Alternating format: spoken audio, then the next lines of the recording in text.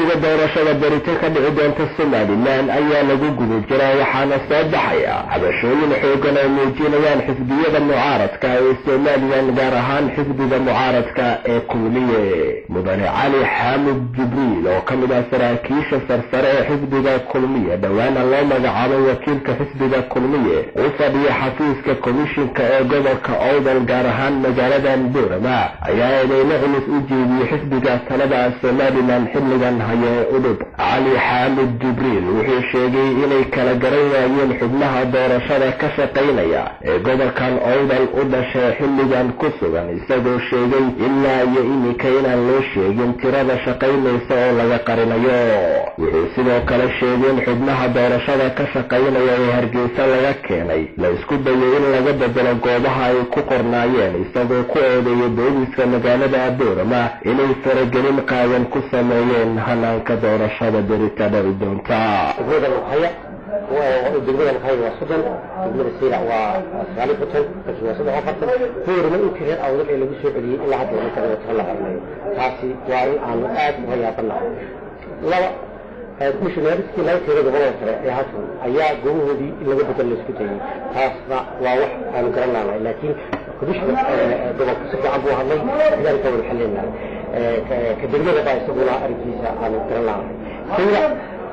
بوليسكا iyo ardada la xirgeliyay iyagana waanu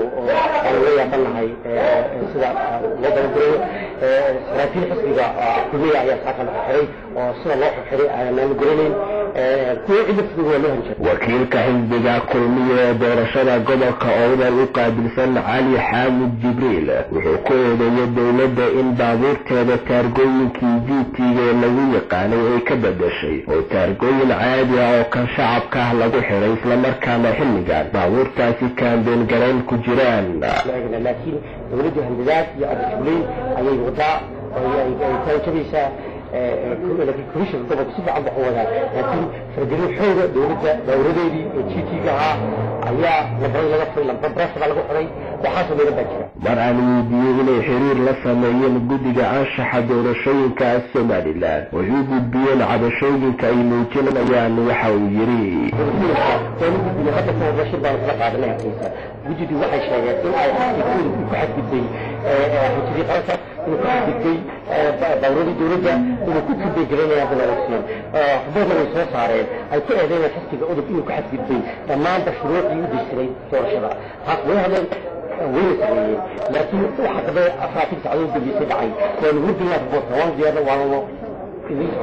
sidoo kale wuxuu ka hadlay wakiilka xisbiga Kulmiye ee doorashada gobolka Awdal u qaabilsan Cali Xaamud Jibriil mas'uul ka tirsan xisbiga Kulmiye ee gobolkan Awdal oo saaka ay xireen booliska magaalada Boorama wuxuu sheegay ilaa iyo iminka inaysan ogeyn waxa lagu xiray mas'uulkaasi.